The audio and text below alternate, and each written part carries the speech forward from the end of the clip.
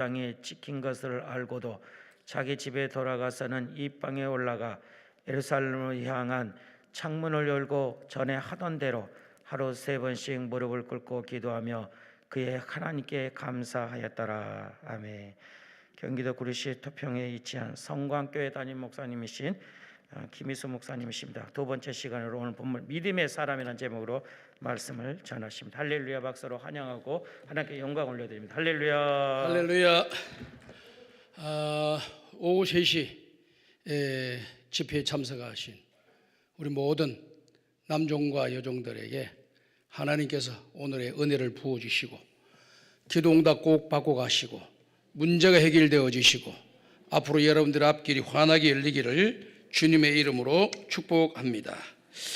오늘 우리가 말씀을 같이 생각해 보려고 하는 것은 믿음의 사람 다니엘에 대해서 한번 살펴보려고 합니다.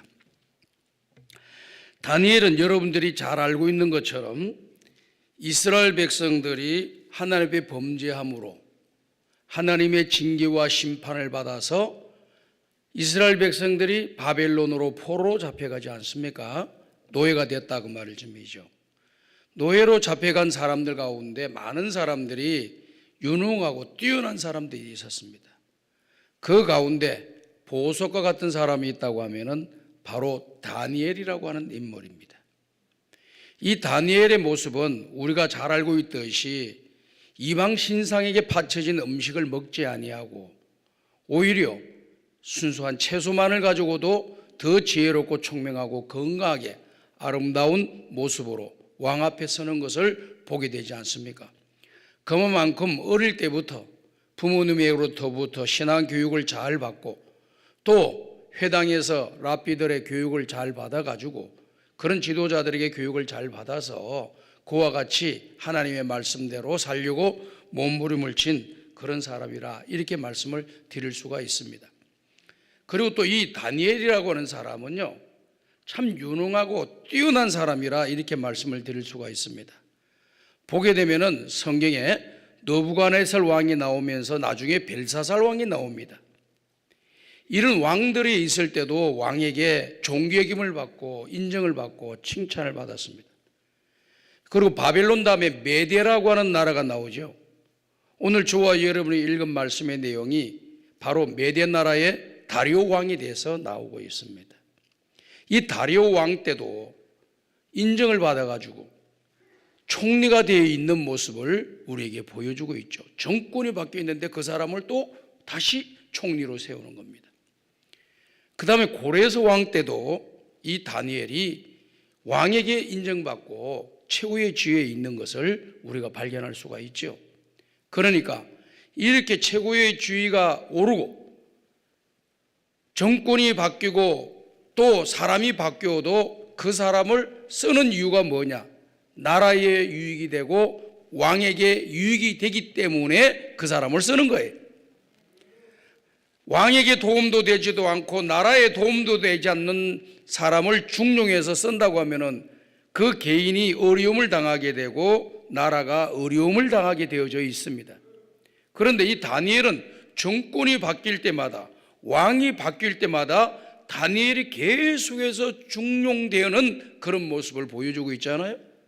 오늘 우리 성경 말씀 다 읽지를 않았는데 뒤에 보면은 나중에 다니엘이 사자굴 속에서 나오면서 왕에게 이런 말을 하지 않습니까? 왕이여, 나는 아무 죄가 없습니다. 그리고 왕에게 아무런 해를 끼친 적이 없습니다. 다시 말씀을 드려서 왕이 집권하고 있는 이 나라에 대해서 손해를 끼친 적이 없고 또 왕에게 손해를 끼친 적이 없고 내 자신을 위해서 사욕을 취한 바가 한 번도 없습니다라고 하는 것을 이야기하고 있는 거죠. 정말 이런 사람들이 중요한 지도자들이 되어야 되고 관리들이 되어야 된다라고 저는 생각하고 있습니다. 오늘날 대한민국 보십시오. 그냥 온갖 부패로 가득 차 있는 사람이 자리를 다 차지하고 있으면서 많은 사람들에게 고통과 괴로움과 아픔을 주는 그런 일들을 이 정권을 잡은 사람들이나 이전 정권을 잡은 사람들이나 이 정권이 이제 시작한 게 얼마 안 됐기 때문에 좀 두고 봐야 되겠죠. 그런 이전 정권이나 또 다른 분들 이렇게 보면은요 여러 가지 비리로 가득가득 채워져 있는 것을 보게 됩니다. 그러니까 하나님과 사람 앞에서 종교 여김을 받을 수가 없고 결국에는 그 모든 것이 백일하에 드러나는 날이 오게 되는 거죠. 왜 그렇습니까? 사심을 가지고 있었다는 거예요. 사심. 나라의 일을 하면서 사심을 갖고 일을 하고, 또 시의 일을 하면서 사심을 갖고 있고, 도의 일을 하면서 사심을 갖고 있고, 또 국회의원을 하면서 장관을 하면서 이렇게 사심의 마음을 가지고 공직에 있으면서 그런 일들을 하다 보니까 문제가 크게 발생되고 혼란스러운 일들이 나고 사회 부정부패가 만연해지는 그런 계기가 되는 것이죠. 그런데 이 다니엘은요, 죄가 없고 왕과 나라에 손해를 끼치지 않은 사람이라는 겁니다. 그래서 이 홍성 보면은요, 누가 잘 나가면은 막 흔들어 들려고 하는 사람들이 항상 있습니다. 오늘 다니엘이 하나님 앞에서 정직하고 신실하게 믿음의 길을 잘 걸어가고 있는데 왕에게도 총애받고 인정을 받는 그런 사람이 된 거죠. 그러니까 왕 주변에 있는 또 다른 총리들이 또 주요 관리들이 이 다니엘을 제거해야만이 우리가 더 큰 권한을 가지고 더 큰 권세를 행사할 수 있을 텐데 다니엘이 딱 자리를 잡고 있는 거거든요. 그러니까 다니엘을 뒷조사했다 그 말이죠. 뒷조사를 아무리 해보고 아무리 해봐도 허물이 없는 거예요. 허물이. 왜? 자기 사욕을 위해서 일을 하지 않았기 때문에. 근데 가만히 관찰을 해보니까 딱 다른 사람하고 다른 것이 하나가 있는데 이 사람은 늘 하나님께 기도하더라는 거예요. 아하, 이 다니엘을 무너뜨릴 수 있는 것은 그의 생활이나 그의 업적이나 그의 일로 가지고는 시비를 걸어가지고는 다니엘을 물러뜨릴 수가 없고, 그가 믿는 신앙을 문제를 가지고 건드려서 이 다니엘을 제거해야 되겠다, 이렇게 정적들이 계획을 꾸민 겁니다. 그 왕회가 가가지고 이런저런 이야기를 하면서 우리는 왕밖에 없습니다. 이 나라 모든 백성들은 왕만 바라봐야 되고 왕은 신과 같은 존재입니다. 그렇기 때문에 앞으로 30일 동안 왕 위에 다른 신에게 기도하거나 복을 달라고 하는 그런 사람이 있으면은 무조건 본보기로 잡아서 사자굴 속에 집어넣어 가지고 죽게 만드는 법령을 이것은 왕을 위한 것입니다. 왕의 권위를 높여드리는 것입니다. 왕 위에 아무런 대적할 만한 존재가 없다라고 하는 것을 보여주니까 이 왕의 왕권이 더욱더 강화되는 겁니다. 그러니까 이 왕이 또 어리석게 가지고 그래라 하고 도장을 팡 찍어주는 거예요. 그러니까 오늘 지금 우리가 읽은 말씀 10절을 오늘 읽었잖아요. 그 10절에 보면 이렇게잖아요. 이렇게 나왔습니다. 다니엘이 이 조수의 왕의 도장이 찍힌 것을 알고도 자기 집에 돌아가서 윗방에 올라가서 예루살렘을 향한 창문을 열고 전에 행하던 대로 하루 3번씩 무릎을 꿇고 기도하여 그의 하나님께 감사하였더라라고 말씀을 하고 있습니다. 믿음의 사람은요, 저절로 되는 것이 아니라 좋은 습관에 의해서 이루어진다는 것을 여러분들이 알아셔야 됩니다. 새벽기도면 새벽기도, 금식기도면 금식기도, 또 시간 나면 주회전에 나와서 기도하고 이렇게 하는 이런 습관들, 또 시간 되면 봉사하고 또 우리 이웃들에게 선한 일을 하고, 이 모든 일이 한두 번 쇼로 보여주는 것이 아니라 지속적으로 몸에 배이도록 해야 되는 것입니다. 좋은 습관과 좋은 태도는 그 사람을 새롭게 만들어주고 위대한 인물로 만들어주고 놀라운 사람으로 바뀌는 역사가 일어나지 않습니까? 오늘 저와 여러분이 읽은 말씀에 있는 걸 보니까 저는 이 단어에 주목을 하고 싶습니다. 다니엘이 전에 행하던 대로 하루에 3번씩 하나님께 감사하며 기도하였더라라고 말씀했습니다. 유대인들은요, 어떻게 기도하느냐면요, 제3시, 그 다음에 9시, 그 다음에 6시 이렇게 3번 기도합니다. 여기에다가 이 성경에 나와 있는 시간에다가 6을 더하게 되면은 정확한 우리나라의 시간이 되는 것입니다. 그럼 3시라 그러면은 6을 더하면은 몇 시가 됩니까? 9시. 아침 9시에 기도하러 가는 거예요. 그 다음에 6시 같으면 6을 더하니까 12시. 12시 낮에 기도하러도 가는 거예요. 그 다음에 3시, 오후, 그 다음에 2시가 되죠. 1시가 되나요? 그때 되면 어떻게 되느냐? 또 6시를 더하면 5시에 기도를 하러 가는 겁니다. 그러니까 그 9시가 되겠네요. 이렇게 기도를 하러 갑니다. 그렇게 기도 3시, 6시, 9시 이렇게 되는 거네요. 그래요. 기도하러 올라가죠.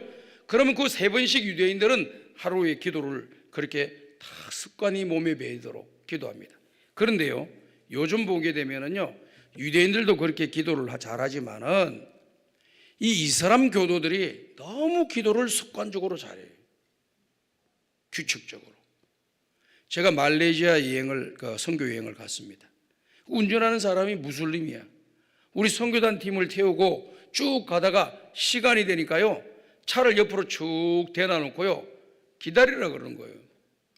돗자리 같은 거 하나 쓱 꺼내가지고 쫙 깔아놓고 메카를 향하여서 딱 무릎을 꿇고 손을 이렇게 막 절을 한 3번 하고 묵상 한 1, 2분, 2, 3분 딱 하더니 또 돗자리 걷어가지고 또 차를 몰고 가더라고. 근데 이게 그 시간만 하는 게 아니라 제가 말씀을 드렸던 것처럼 유대인들은 3번 기도를 하는데 이 이슬람 교도는 하루에 5번을 기도한다는 거예요. 근데 우리 기독교인들은 뭐 하나 모르요. 완전 허당이야, 허당. 오늘 여기 금식기도 오신 분들은 예외고, 예외. 아니, 교회 직분자라고 하면서 아침에 일어나서 기도를 제대로 하나, 밤에 기도를 제대로 하나, 낮에 기도를 제대로 하나, 식사 시간에 기도 시간도 탁 남이 보든 안 보든 관계없이 탁 두 손 먹고 하나님 감사합니다. 오늘도 식사를 주셔 맛있게 먹고 건강하게 열심히 일하게 도와주시고 주님 영광 나타나게 해주십시오. 탁 기도하고 먹어야 되는데 대충 남이 볼까 싶어가지고 왜 그런지 모르겠어요. 좀 당당하게 살았으면 좋겠어요. 몸에 베이지를 않고 그래도 기독교라는 타이틀은 있으니까 그래도 밥 먹는데 기도는 해야 될 거 아닌가 싶어가지고 남들 눈치 보면서 이렇게 기도 생활을 하니 기도의 능력이 나타나기가 너무 어렵게 되는 그런 상황에 이르게 되는 것입니다. 5번씩 기도하니까요, 이 이스라엘 사람들뿐만 아니라 또 이 이슬람 사람들이요, 단합이 그렇게 잘 되는 거예요. 여러분 섬기는 교회가 매일매일 기도하는 일을 열심히 하게 되면 그 교회는 건강한 교회, 하나님 앞에 신앙으로 굳건하게 뿌리를 내리는 그 좋은 교회가 될 줄로 저는 믿습니다.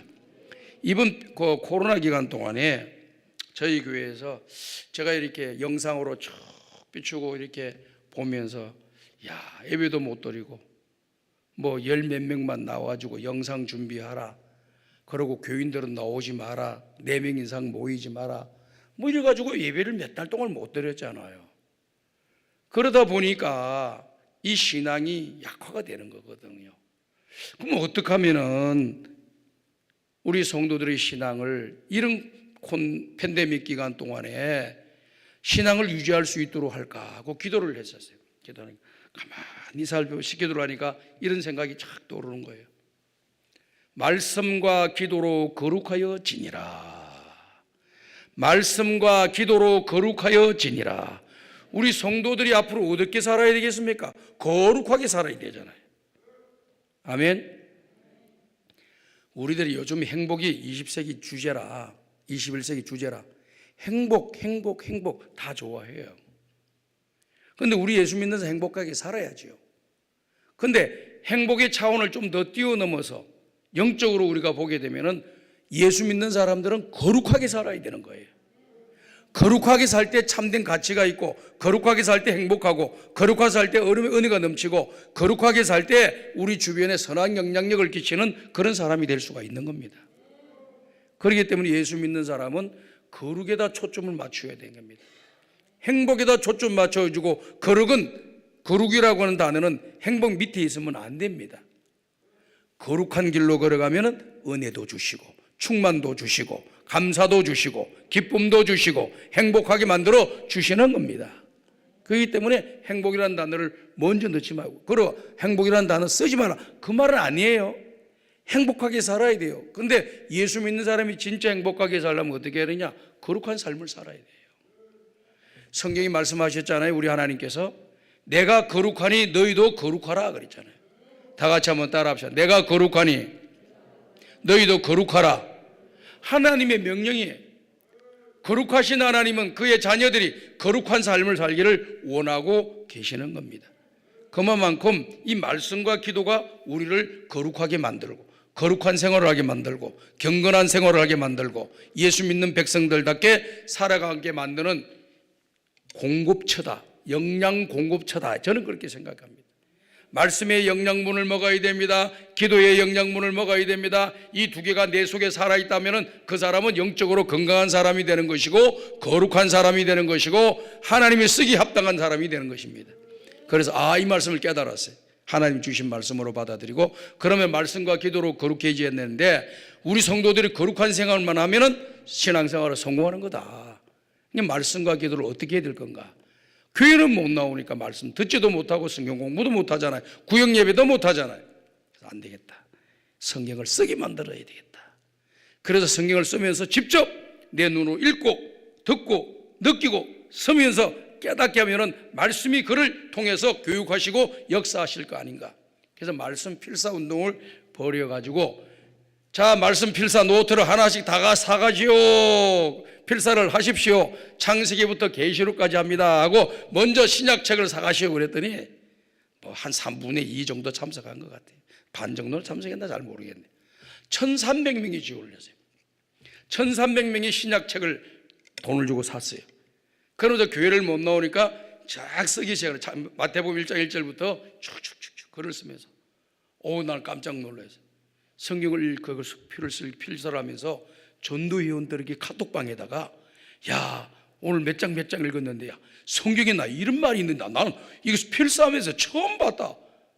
아니 그동안 성경을 열심히 봤는데도 성경 읽는 거하고 필사하는 게 느낌이 또 다가오는 것이 다른가 봐요. 그러면서 너무 은혜를 받았다 하니까 이쪽 다른 사람도 이런 은혜의 말씀의 은혜 너무 좋았다. 이런 말씀이 좋았다. 어디까지 쓰고 있냐? 마태복음 10장이다. 나는 마태복음 15장 쓴다. 아이고 나는 늦었네. 더 빨리 써야 되겠다. 뭐 이런 식으로 하면서 1300막 그냥 성경 필사를 하기 시작했어요. 이제 시간이 이제 한 1년쯤 지났어요. 그래서 이제 안 되겠다. 그 다음에 뭘 해야 되겠냐? 다 썼다는 사람이 막 나오더라고요. 신약을 완필했다는 사람들이 나오더라고요. 그럼 구약으로 가야겠다. 구약을 보니까 완전 두께가 3배야 3배. 신약은 한 권으로 되어 있는데 구약은 3권으로 노트가 되어 있더라고요. 값도 비싸고 글도 쓰는 분량도 많은데 과연 이 성도들이 할 수 있을까? 그래도 용기를 내서 이 길밖에 없다. 예배도 못 드리고 구역 예배도 못 드리고 성경 공부도 못하고 못 모이게 하고 그러니까 구약을 합니다 해가지고 구약 성경을 이렇게 쓰게 만들었습니다. 그랬더니 한 550명이 구약 아직까지 나 신약 안 썼습니다 뭐 이런 사람들은 그냥 신약만 붙들고 있는 거야. 그래도 구약 신약 성경을 다 썼다고 생각하는 사람들은 550명이 구약 노트를 사가지고 창세기부터 성경을 필사하기 시작하더라고요. 그래서 근 2년 가까이 걸쳐서 팬데믹 2년 됐잖아요. 2년 가까이 걸쳐서 예배 자율화가 되면서 완필한 사람들 다 오시면 제가 기도해드리고 사인해드리겠습니다 하니까 한 명씩 두 명씩 오더니요 305명이 완필을 하게 되더라고요. 신구약 성경을 창세기부터 계시록까지를 글로 다 써가지고 305명이 온 거예요. 그리고 어떤 사람은 한글로도 다 쓰고 어떤 사람은 영어로 창세기부터 계시록까지 쫙 써. 너무 잘 썼더라고 내가 보니까. 이야 대단해. 그럼 어떻게 이렇게 썼냐? 아침 먹고 쓰고 점심 먹고 쓰고 저녁 먹고 쓰고 저녁에 잠자고 기도하고 자고 아침에 일어나서 또 한다는 거예요. 그런 식으로 해서 하는데 제가 놀란 거는요 27살 먹은 청년 25살 먹은 청년 두 사람이 완필을 해서 가져왔어요. 이야 대단하다. 너희 젊을 때 돌아다니고 뭐 게임도 해야 되고 영화도 봐야 되고 뭐 만화도 봐야 되고 무슨 책도 보고 친구들 만나가지고 커피 마시러 돌아다녀야 되는데 어떻게 너희 둘 썼냐 그랬더니 목사님께서 말씀하시기를 하루에 석장 주일날 5장 읽으면은 1년 만에 완독한다고 그랬지 않습니까? 그래서 그것에 아이디어를 얻어가지고 하루에 석장 쓰고 주일날은 5장 쓰면 되겠구나. 그래 이 애들이 1년 만에 다 완필을 해가지고 온 거예요. 창세기부터 계시록까지 1년 만에 완필을 해가지고 가져온 거예요. 이야 얼마나 이쁜지 사인도 해주고 선물도 주고 그랬어요. 애들 이렇게 이 27살 무청년들 그러면서 그의 가운데 하나가 이렇게 이야기하는 거예요. 목사님, 이 성경을 필사하면서 많은 은혜를 받았습니다. 무슨 은혜를 받았느냐? 첫 번째, 그동안 직장 때문에 고통스러워서 취업이 안 돼서 애를 먹고 늘 필사할 때마다 하나님 아버지 취직시켜 주세요. 직장에 들어가게 해주세요. 늘 그랬는데 현대 아산병원에 딱 합격했다는 거예요. 이 필사하고 난 뒤에 바로 합격했다는 거예요. 그래서 어떻게 아산병원을 가게 됐냐 그랬더니 아니 아산병원에 뭐 하나 뽑는다고 해서 지원을 했는데 그 교수님이 의사 선생님이 하는 말이 이런 말을 하더라는 거예요. 나는 너 같은 애를 지금 찾고 있었다고 그러는 거예요. 이야, 나는 너 같은 애를 지금 찾고 있었는데 네가 이제 왔다고 하면서 오늘 바로 그날 그 시간에 합격을 시켜 부르더래. 그래 너무 기뻐가지고 야 필사하면서 하나님이 이렇게 또 은혜를 주시는구나 이걸 깨달았대요. 그 다음 두 번째 필사하면서 본인이 받은 은혜는 뭐냐 그랬더니 전에는 친구들 만나고 커피 마시고 놀러 가고 빵 먹고 뭐 이렇게 놀러 다니고 돌아다니고 해서 시간 다 보냈는데 일체 친구들하고 팬데믹 기간 동안 또 모이지도 말라 그랬으니까 안 만나고 딱 하니까 거룩한 생활을 할 수가 있었습니다. 거룩한 생활을 할 수 있었다는 거예요. 뭘 아침마다 다 필사를 하니까 남는 시간 어디 돌아다니자 텔레비도 안 보고 게임도 안 하고 게임도 그렇게 많이 했다는데 게임 습관도 고쳐내버리고 텔레비 중독도 끊쳐내버리고 인터넷 중독도 끊쳐버렸다는 거예요. 그러면서 좋은 습관을 하나님이 주셔가지고 너무 감사합니다. 그렇게 오히려 감사를 하더라고요. 그래서 필사하면서 거의 350명이 여기 모였던 거예요. 그랬더니요 신문사에서 어떻게 그걸 알고 와가지고 국민일보에서도 오고 기독신문에서도 오고 CTS 방송국에도 와가지고 305명 다 필사자들 이제 어느 날 와라 기념사진 찍는다니까 막 왔어요. 전부 다 그냥 책 하나씩 들고 있는 거 사진을 딱 찍어가지고 국민을위해 크게 대문짝하게 보내고 기독신문에도 보내고 CTS 방송인 기사로 쫙 나가고 이렇게 해주셨습니다.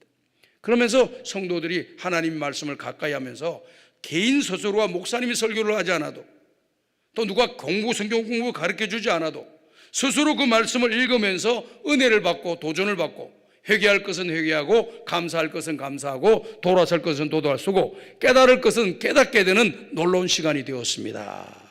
이렇게 이야기하더라고요. 그래서 CTS 본부장이 오셨는데 목사님 한국 교회에서 우리 조국 교회가 약 한 4만 교회 정도 된다고 하는데 4만 교회가 정도 되는데 자기가 알기로는 한 교회에서 창세기부터 계시록까지 완필한 사람이 1, 20명 나왔다 2, 30명 나왔다 5, 60명은 나왔다는 소리는 내가 가끔 들어본 적이 있습니다. 그런데 100명 이상 넘게 완필을 했다는 소리를 들어보지 못했는데 300명 이상 완필을 했다. 저는 깜짝 놀랐습니다. 그러면서 대한민국 역사에 기독교 역사에 처음 있는 일이라 그러더라고. 나는 그 대충 한 일인데 그게 또 기독교 역사에 처음 있는 일이라고. 깜짝 놀랐어요. 그게 또 처음 있는 일이고 다른 게 다 하잖아요. 그래. 하나입니다, 목사님. 얼마나 그냥 성경 필사를 한다 그래가지고 예를 들어서 한 사람 한 가정에 한 사람은 한 장씩 써라 그래가지고 1,000몇백 명 나오는 교회도 한 장씩 써라 그래가지고 모아가지고 한 곳 만들어가지고 성경 필사 완필 하나님께 봉헌합니다 이런 식은 많이 해도 생짜배기로 한마디로 그냥 창세기부터 계시록까지 무식하게 그냥 계속 써내려가지고 써내서 의욕이밖에 없다는 거예요. 그래서 감사해요. 그러면서 또 그 양반이 또 재미있는 말을 하는 거예요. 목사님 대한민국에서 최초면은 세계에서 최초입니다. 또 갑자기 또 무슨 소리야 또 이거 갑자기. 아니 미국 사람들 영국 사람들 그걸 잘 써. 아이고 목사님 영국 나도 미국 생활 다 해봤지만 그런 사람 성경이나 읽지 쓰는 사람 없습니다. 그래서 내가 깜짝 놀랐어요. 우리 교회가 설립이 50주년 됐는데 이거 참 하나님 큰 은혜를 주셨다 그런 생각을 했어요. 그 다음 기도는 어떻게 해야 되겠는가. 가만히 교회 모이지도 못하고 4명 이상 나오지도 못하고 근데 딱 하나 방법이 나오더라고요. 뭐냐, 개인적으로 기도 와서 기도하고 가는 것은 아무 문제가 없더라고. 10명이 모이고 5명이 모여가지고 이야기하면서 뭐 기도하고 통성 기도하고 또 찬송 부르고 예배 드리고 구역 예배하고 이건 안 돼. 근데 한 사람이 교회에 와서 기도가 가는 것은 누구도 안 막더라고. 이거다. 하루에 한 번씩 주의 성전에 올라와서 10분 이상 기도하기 운동을 벌였어요. 그랬더니 하루에 80명씩 100명씩 와서 기도를 하는 거예요. 그럼 100명씩 80명 100명 모이면 안 되잖아. 그게 아니고 하루 종일 지가 오고 싶은 시간에 오는 거예요. 뭐 정해놓은 게 없어. 아침 8시부터 해가지고 저녁 6시까지 오고 싶은 시간에 오는 거예요. 그러니까 가다가 들어와서 기도하고 10분, 20분, 1시간, 2시간 기도하고 가고 이런 식으로 계속해서 왔다 갔다 하는 사람들이 하루에 80명에서 100명이 왔다 갔다 하는 거예요. 그러니까 한 주면은 500명, 한 달이면은 2000명이 예배를, 기도를 계속해서 자율적으로 하는, 누가 시키는 사람 없고 간섭하는 사람 없고 뭐 체크하는 사람도 없어. 와서 기도하고 가고 와서 기도하고 하는 거예요. 그러다 보니까 기도하면서 응답받고 또 변화되는 역사. 그리고 지금도 보니까 다 끝났잖아요. 팬데믹 뭐 다 어느 정도 정리가 되고 위드 코로나로 가는데 안 와도 됩니다. 그런데 지금도 50명씩 60명씩 와가지고 계속 기도를 하더라. 야, 말씀과 기도 두 귀동을 붙더니까 이 팬데믹 기간 동안에 예배가 이제 자율화돼 가지고 교회 해집을 해보니까 일반 교회에서는 30%가 안 나온다, 40%가 안 나온다, 20%가 안 나오는데 우리 교회는 바로 90%가 딱 나와버려요. 바로 90%. 막 놀라지도 않는구만 이 사람들은. 바로 90% 회복이야. 깜짝 놀랐어요. 90%가 다 나오는 거야. 평상시에 말씀과 기도 운동을 하다 보니까 그런 역사가 일어난 거예요. 오늘 여러분들도 말씀과 기도 두 기둥을 붙들고 거룩한 삶을 살아가는 신실한 믿음의 사람들 되시기를 주의 이름으로 축복합니다. 얼마나 감사해요. 그래서 50주년 되는 올해가 우리가 교회 설립 50주년인데 그렇게 영적으로 하나님께서 우리에게 은혜를 주시고 또 지난 4월 달에 지방선거에서 우리 교회 안수집사 두 사람이 시장이 다 당선됐어요. 한 교회에서 시장 한 명 당선되기도 어려운데 한 교회에서 안수집사 두 사람이 시장이 당선돼 버린 거예요. 목사님, 이것도 우리나라에 처음 있는 일이고요. 세계에서 처음 있는 일이다. 서울시면 서울시 있는 교회에서 서울시 있는 시장이 하나 오는 거지 경기도 시장이 왜 옵니까?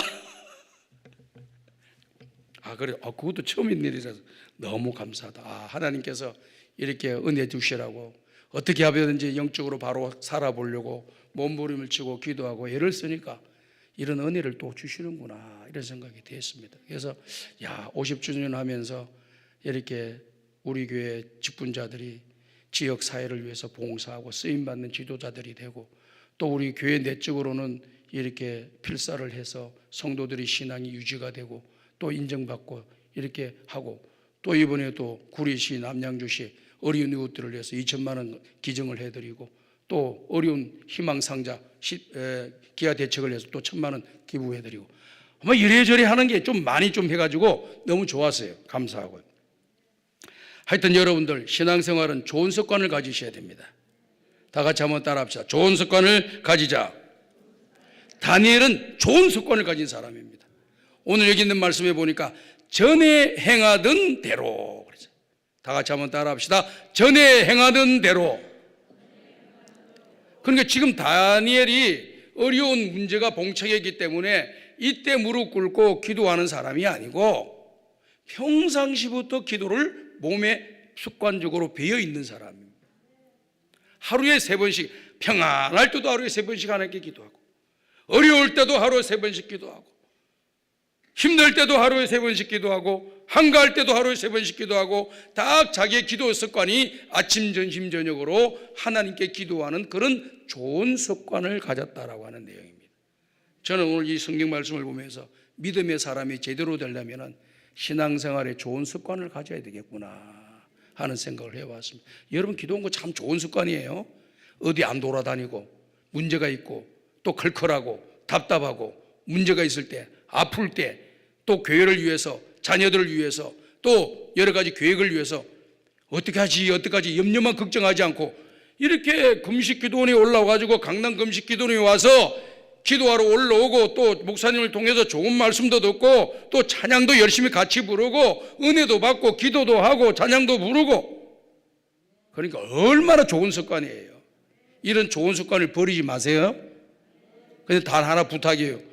집에 중요한 일인데 안 하고 이렇게 나오지는 말고 그래가지고 막 계약이 파괴됐다든지 엄청난 손해를 봤다든지 계약이 무산됐다든지 이렇게 하면 안 되잖아요. 기도는 내가 마음먹을 때 얼마든지 올 수 있어요. 얼마든지. 이게 지혜로운 사람은 중요하고 급한 것부터 먼저 처리하고 그 다음에 또 하는 거예요. 어리석고 미련한 사람은 중요하고 급한 일은 뒤중요하고 이래도 되고 저래도 되고 쓰잘데없는 일에 뭐 시간 다 보내고 당장 중요한 일에 그의 힘을 쓰지 못하는 그런 사람이 미련하고 어리석은 사람이 되는 거예요. 오늘 감난금식기도 오신 여러분들 지혜롭고 또 현명한 사람들이 되시기를 주의 이름으로 축복합니다. 습관이라는 게 그렇게 중요해요. 훌륭한 과학자나 경영자들을 인터뷰를 한 뉴욕타임즈 기자인 찰스 두이커라고 하는 사람이 있습니다. 이 사람은 습관의 힘에 대해서 개인과 조직, 사회를 바꿀 수 있는 강력한 힘이라고 이야기했습니다. 습관이라고 하는 건 개인의 삶도 바꾸고 조직의 삶도 바꾸고 내 주변에 있는 모습도 변화시킬 수 있는 능력이라는 겁니다. 어느 날 갑자기 한 번 해가지고 내 자신이 변화되고 가정이 변화되고 조직 사회가 변화되고 주변에 있는 사회가 변화되는 일이 없다는 겁니다. 꾸준하게 오래도록 1년이고 10년이고 똑같은 모습으로 계속해서 선한 일을 꾸준하게 좋은 일을 해나가면 그때 변화가 나타난다는 거예요. 오늘 여러분 변화되고 좋은 사람 되고 싶지요? 그러면 여러분들 어떻게 해야 됩니까? 좋은 신앙인이 되고 싶으면 꾸준하게 하셔야 돼요. 기분 좋을 때는 막 하고 기분 안 좋으면 또 안 해버리고 이건 좋은 습관이 아니에요. 좋은 태도가 아닙니다. 그래서 우리 한국 사람들을 가리켜서 냄비 근성이 있다 이런 말을 하는 그 글을 읽어본 적 있죠, 여러분들? 말 들어본 적 있지 않습니까? 냄비 근성이라는 게 뭡니까? 끓을 때는 발발 끓여주면 보글보글 막 와 대단한 것 같아. 불만 닦으면 쉬 조용. 이게 냄비 근성이라는 거예요. 오늘 여러분들은 냄비가 계속 끓으면 더 좋겠지. 그렇지만은 꾸준한 것이 필요해. 주일학교 교사하면은 끝까지 교사도 하고 또 성가대도 필요하면 시간 남으면 성가대도 꾸준하게 하고 구역 인도자 교회에서 맡겨주시면 구역 인도를 꾸준하게 하고 전도회 회장 직분 임무를 맡겨주시면 또 꾸준하게 하고 변덕 있는 사람은 올바른 습관을 가질 수도 없고 위대한 일을 드러낼 수도 없습니다. 좋은 습관을 가져야지 나 자신도 바뀌고 우리 자녀들도 바뀌고 우리 가정도 바뀌고 우리 집도 바뀌고 우리 회사도 바뀌고 우리 사회도 바뀌고 우리 교회도 바뀌는 역사가 일어나게 될 줄 믿습니다. 좋은 습관 꼭 가지세요. 오늘 여러분들 이 3시 예배 잘 오셨어요. 이거 한마디만 가지고 여러분 실천하고 살면 기적이 일어납니다. 기적. 뭐 다른 말을 안 들어도 괜찮아요. 그러나 이 말씀 하나만 딱 잡고 자 그렇구나 신앙생활에 좋은 습관이 나를 변화시키고 우리 가정을 변화시키고 우리 교회를 변화시킬 수 있겠구나 이런 마음의 자세 딱 가지고 꾸준하게 한번 해보세요. 다니엘처럼 기적이 일어날 줄로 믿습니다. 미국의 수영 영웅인 펠로스라고 하는 사람 우리가 알죠? 펠퍼스 최연소 200m 세계 신기록을 갖고 있는 사람 16살 때 이 세계 신기록을 세웠어요. 베이징 올림픽 8관왕 금메달입니다. 7개의 세계 신기록과 올림픽 신기록을 세운 아주 수영계에서 아주 그냥 뛰어난 그런 선수입니다. 그런데 이 선수가 맨 처음에는 좋은 습관이 없었다고 합니다. 그래서 밥 보문이라고 하는 코치가 주의력도 집중을 제대로 못하고 과잉 행동 장애가 있는 이 청소년인 이 벨퍼스를 딱 관찰하고는 나쁜 습관을 버리게 하고 좋은 습관을 가지게 되겠구나. 수영선수로. 그러니까 가만히 보니까 나쁜 습관들이 여러 가지가 있는 거예요. 왜 그러냐면은 저녁 늦게 막 놀고 하다가 밥 먹고 자는 거예요. 아침에 일어나면은 뭐 이거 막 먹고 돌아다니고 막 하다가 나중에 수영 시간 되면 그때서 와서 수영을 한다는 거예요. 아, 이것을 고쳐야 되겠다. 그리고 어떻게 이야기하느냐면 코치가 이 보문이라는 코치가 이 선수한테 너는 저녁에 잠을 자기 전에 1시간 동안 세계에서 유명한 수영 선수들이 어떻게 역영을 하는지 수영을 하는지를 폼과 자세를 잘 봐라. 턴할 때 어떻게 하고 자세를 바꿀 때 어떻게 하고 돌았을 때 어떻게 하고 유심 깊게 쳐다봐라. 그랬더니 이 친구가 이제 가르쳐 주는 대로 1시간 전에 유명한 수영 선수의 동작을 보기 시작합니다. 잠을 자면서 그 선수의 유명한 동작, 그 멋있는 동작을 머릿속에 되새기고 아침에 일어나서 또 1시간 동안 유명한 그 선수들의 수영하는 방법을 또 보게 만들었답니다. 보게 만들면서 턴 동작도 달라지고 스피드도 더 올라가고 모든 면에서 좋아지면서 이같이 세계적으로 뛰어난 선수가 됐다는 거예요. 좋은 습관이 사람을 만든다는 겁니다. 오늘 여러분들 좋은 습관을 가지시고 신앙의 길을 잘 걸어가시기를 주님의 이름으로 축복합니다. 맥스 루카이드라고 하는 사람은 믿음의 연습이라고 하는 책 속에서 먼저 기도하고 좋은 충고는 받아들이고 그리고 절대로 신앙생활을 포기하지 말라라고 하는 이런 말씀을 했습니다. 믿음의 연습이 뭔가 기도하냐? 먼저 기도하는 생활, 먼저 기도하는 생활. 무엇보다도 무슨 일이 있을 때마다 먼저 기도하고 누가 이야기에게 나에게 충고를 해주고 권면해주는 말이 있으면 기꺼이 받아들이고 그리고 마지막으로는 내가 목표를 세워놓고 거룩한 목적, 선한 목적을 세운 그 좋은 목적을 세운 그것을 그 길을 걸어가는데 어떤 장애물이 있고 어떤 어려움이 있어도 절대 포기하지 말라. 이렇게 이야기합니다. 아마 여러분들도 습관을 가지고 이제 신앙생활, 기도생활도 해봐야 되겠구나, 봉사생활도 잘해봐야 되겠구나, 예배생활도 잘해봐야 되겠구나 이런 마음을 품을 거예요. 그런데 이 결심이 조금 지나다 보면은 한 주 뒤, 한 달 뒤, 몇 달 뒤가 되면은 그것에 대해서 못마땅하게 생각하는 사람들도 나와요. 또 그렇게 하지 못할 환경이 우리에게 주어지기도 합니다. 때로는 환경이 있어서 그와 같은 일을 못하더라도 그 다음날 바로 돌아오도록 만들어야 돼. 그래야만 여러분들이 좋은 습관을 가지는 거예요. 한 번 빠졌다 해가지고 그 다음 또 빠지고 그 다음 빠지고 그 다음 봉사를 멈추고 그 다음 기도를 멈추고 그 다음에 말씀 보는 걸 멈추게 되면은 습관은 자리 잡지 못하게 되는 것입니다. 오늘 여러분들 잘 말씀 들었으니까요, 끝까지 한번 가보자 이런 정신 가지고 믿음의 길을 걸어가서 꼭 복을 받으시길 바랍니다. 토머스 스탠리라고 하는 교수는 부의 세습에 대해서 연구를 했는데 결과를 발표했다고 합니다. 최근 미국 경제를 움직이는 억만장자들의 성장 과정과 기업 성장의 연구 자료를 조사해 보니 재벌 가운데 80%는 중산층이거나 노동자 출신 가정에서 태어났고 20%만이 부모의 부를 유산으로 받아 재벌이 되었다라고 하는 통계를 얻게 되었다고 합니다. 80% 중산층 노동자 출신 가정의 사람들은 특징이 있었는데 부모로부터 좋은 습관을 물려받았다라고 하는 것이 특징이었다는 겁니다. 비록 지금 가난하게 살고 적당하게 살지만은 부모님들이 좋은 습관을 가져서 이 아이들이 그 부모님의 좋은 습관을 본을 받아가지고 계속해서 자세가 반듯하고 모든 면에서 이 자세가 흐트러지질 않았다는 거예요. 그러면서 목표를 향해 놓고 꾸준하게 달려가니까 성공의 문이 열리고 길이 열렸다라고 하는 그런 태도입니다. 그렇기 때문에 머리 좋다고 되는 것이 아니고 좋은 습관이 더 필요하다라고 하는 것을 이 사람이 강조를 한 겁니다. 신앙생활은 좋은 습관의 훈련입니다. 세속적 습관을 버리고 거룩한 습관을 가져야 되고 부정적인 말과 행동에서 긍정적인 말과 행동을 하는 사람이 되어야 되겠고 원망과 불평을 감사로 바꾸고 형식적이고 요령을 피우려고 하는 자세에서 진실과 성실함으로 우리의 습관을 바꿔야 합니다. 또 선한 말, 은혜의 말, 위로의 말, 축복의 말, 칭찬과 격려의 말을 자꾸 하도록 의도적으로 자꾸 그 단어를 쓰고 그 단어로 사람들한테 이야기하는 것이 1개월, 1년, 2년, 3년 내 몸이 완전히 배워버린다는 거예요. 그게 어디 가나 친절하게 하는 거예요. 그럼 사람들이 눈이 딱 뜨고 좀 다르네. 이 습관의 힘이란 그렇게 중요한 거예요. 여러분들 TV에서 그걸 본 적이 있을는지 모르겠습니다. 어느 병원에서 이렇게 이제 병원에 나이가 많이 드신 이렇게 한 분이 항상 그 병실을 왔다 갔다 하면서 이렇게 의사도 만나고 간호사도 만나고 환자들도 만나요. 그건 항상 웃어요. 그분은 항상 웃으면서 악수하면서 감사합니다, 감사합니다, 감사합니다 하고 이렇게 다니는 거예요. 웃으면서. 도대체 저분이 누구냐 하고 의사 선생님이 물었더니 웃어요. 우리 병원의 환자분인데요, 저분은 치매 환자라는 거예요.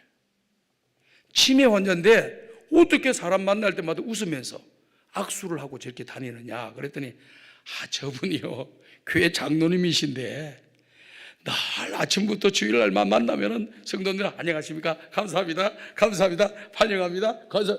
이게 몇십 년 동안 몸에 배있더니 다른 건 다 잃어버려. 그건 안 잃어버렸다는 거예요. 그래가지고 만나는 사람마다 감사합니다. 감사합니다. 그것도 감사합니다. 마지막 얼굴 표정이 굳어가지고 감사합니다는 것이 아니고 웃으면서 감사합니다. 감사합니다. 그러면서 의사들이 그런 말을 하는 거예요. 좋은 습관이라고 하는 것이 참 좋은 그런 모습을 가지게 만드네요.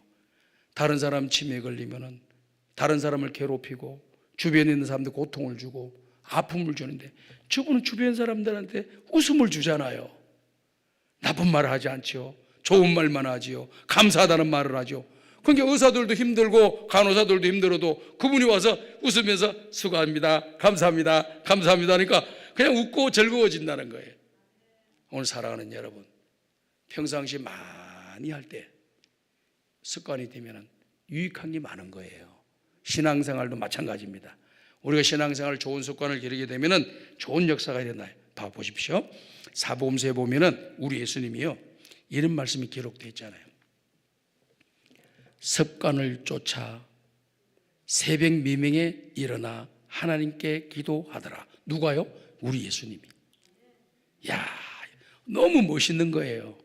이 다니엘만 그렇게 살은 것이 아니고 신앙의 인물들이 다 좋은 습관을 가지고 있었는데 우리 예수님은 새벽 미명에 일어나서 하나님 앞에 습관을 쫓아서 하나님께 기도하셨다. 이렇게 말씀이 기록되어 있습니다. 우리 예수님도 하나님이신 그분이 매일매일 그와 같은 모습을 몸에 배이듯이 가지셔서 마지막까지 십자가를 지는 사명을 온전히 감당하시고 하늘로 승천하시고 또 오늘 우리를 구하러 다시 이 땅에 재림하시는 날이 오게 될 줄로 믿습니다. 좋은 습관 갖고 남은 생에 살아셔야 돼요. 그리고 우리 예수님도 좋은 습관 가지고 기도 생활하셨고 다니엘도 좋은 습관을 가지고 전에 행하던 대로 계속해서 기도하고 오늘 저와 여러분들도 좋은 습관을 가지고 신앙의 길을 걸어가면서 우리 자신들에게 우리 자녀들에게 또 우리 주변에 있는 선한 영향력을 끼치면서 믿음의 형제 자매들에게 다가가는 여러분들이 되셔서 살아생전 하나님께 영광을 돌리고 교회의 유익과 덕을 끼치고 사람들에게 희망과 용기와 또 소망과 꿈을 심어주고 또 용기를 심어주는 훌륭한 사람들이 되어서 주님 앞에 서는 날 잘했다 칭찬받는 주의 종들이 다 되시기를 주님의 이름으로 축복합니다. 그러니까 우리 예수님께서도 그런 말씀하셨잖아요. 비유를 들어서 누룩서말이 부풀러 세상을 변화시킨다는 거잖아요. 누룩 속에 그게 이스트가 들어가서 조만한 빵덩어리가 푹 부풀어진다는 거잖아요. 그러니까 오늘 저와 이런 좋은 습관이 자꾸 오래 시간이 되면은 점점 커져서 주변에 좋은 영향력, 선한 영향력을 끼치는 그런 사람이 되고 빛과 소금이 되는 역사가 일어나지 않습니까? 자, 우리가 빛과 소금 됩시다. 구호 외친다고 되는 게 아니에요. 구호는 외칠 수는 있습니다. 그러나 구호를 외쳤다고 해서 좋은 습관이 자리 잡는 건 아닙니다. 행동으로 옮기셔야 되는 것입니다. 기적이 일어날 줄 믿습니다. 역사가 일어날 줄 믿습니다. 그리고 특히 상대방을 만나면은 전투 태세로 돌아가지 말고 항상 웃으세요. 미소만 끼치면 역사가 일어나. 왜 이렇게 싸우려고 서로를 쳐다보는지 몰라. 완전히 굳어서 만나면 겁나 무서워. 아이고 저리. 그래가지고 성공할 수 없습니다. 항상 미소만 있으면 기적이 일어납니다. 여러분 인생 바뀝니다. 이제 회사에 다닌다. 내가 지금 회사 다닌다. 직장 다닌다 그러면 오늘부터 미소만 해봐요. 한 달 안에 그분의 평가가 달라집니다. 이야, 항상 우리에게 에너지를 불러 넣어주는 사람이다. 우리 조직에서 꼭 필요한 사람이다. 사람들의 마음을 편안하게 해주는 사람이다. 용기를 주는 사람이다. 힘을 주는 사람이다. 피로를 풀게 해주는 사람. 얼마나 좋아요. 예수 믿는 사람 남들 고통스럽게 만들고 힘들게 만들고 어렵게 만들고 피곤하게 만들고 하는데 왜 우리가 그런 데 쓰임 받아야 되겠어요? 항상 미소. 다 같이 한번 따라 합시다. 저를 봐요. 미소. 지금 이렇게 웃잖아요. 이렇게 웃으라니까요.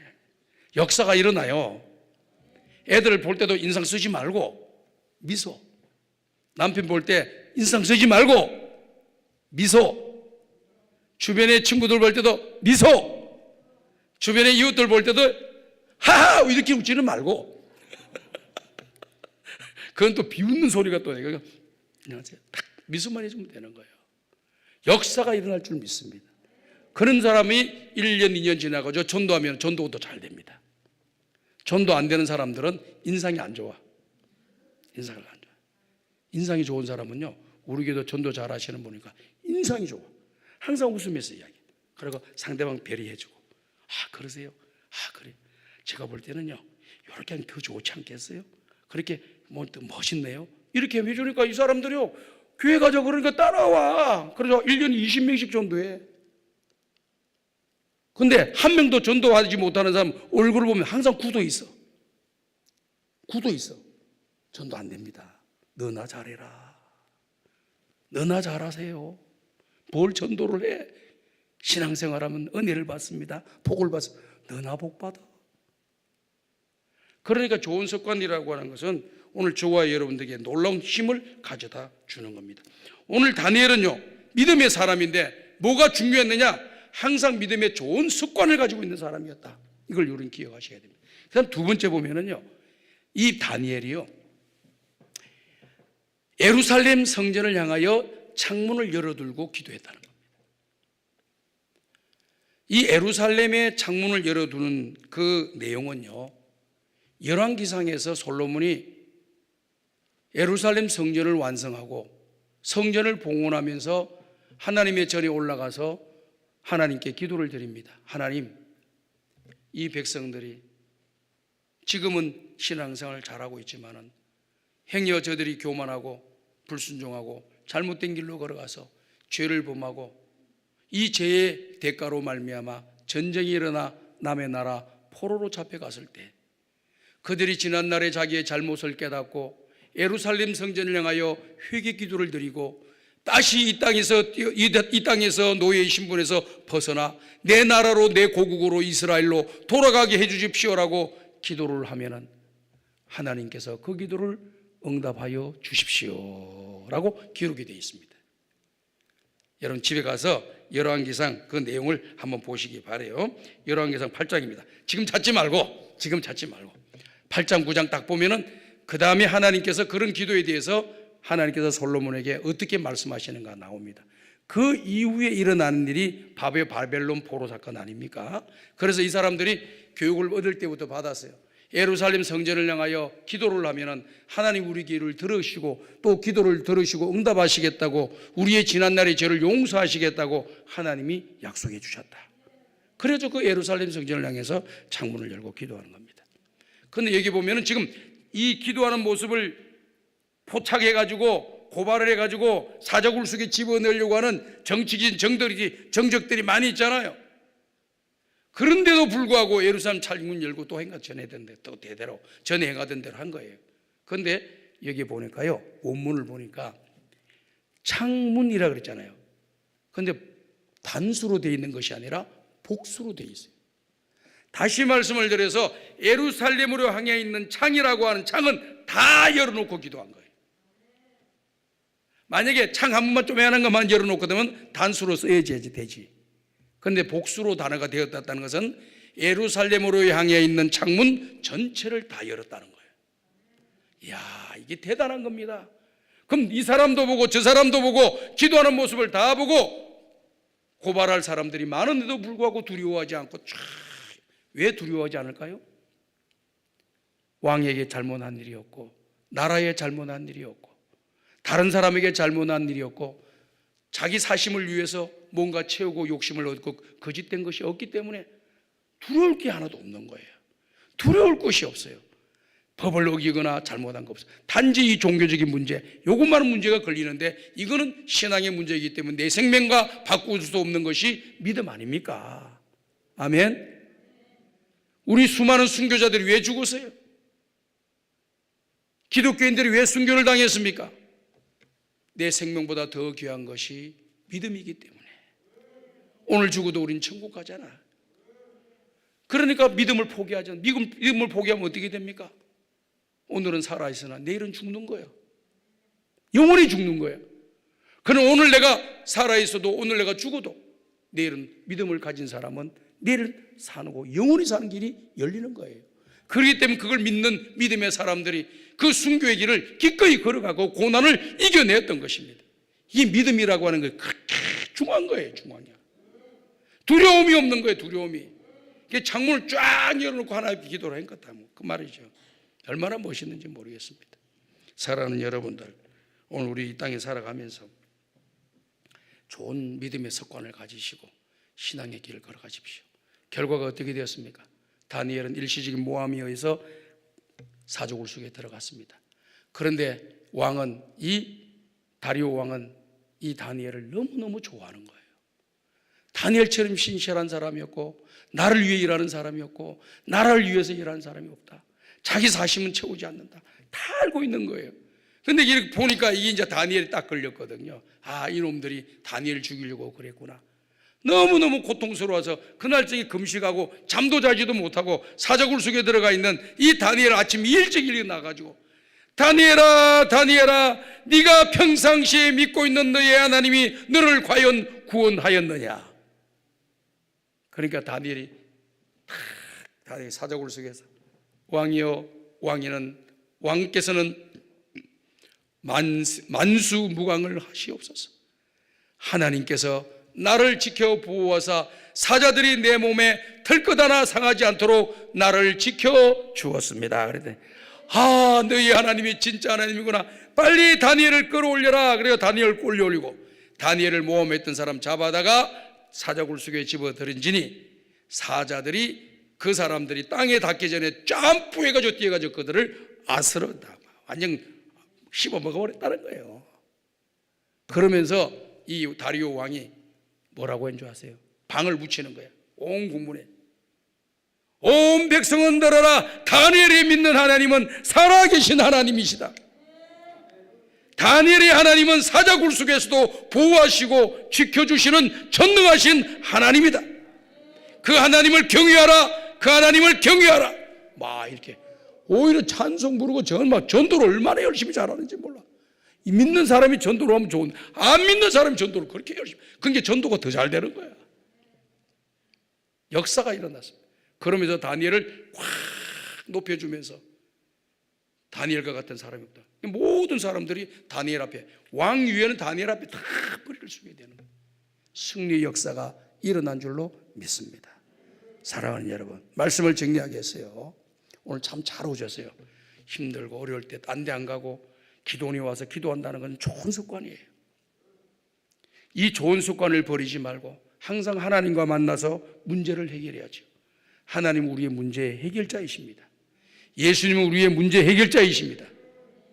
제가 책을 봤는데요, 한의사, 옛날에 보니까 허준이라고 하는 그런 그 한의사에 대해서 이렇게 병을 고치는 것이 나오는데요, 그 말 대사 하나가 딱 마음에 들었어요. 무슨 마음이냐? 일반 의사는 나타난 현상만을 치료하고 명의는 근본을 찾아 치료한다, 이런 말이에요. 얼마나 감동스럽게 왔는지 몰라요.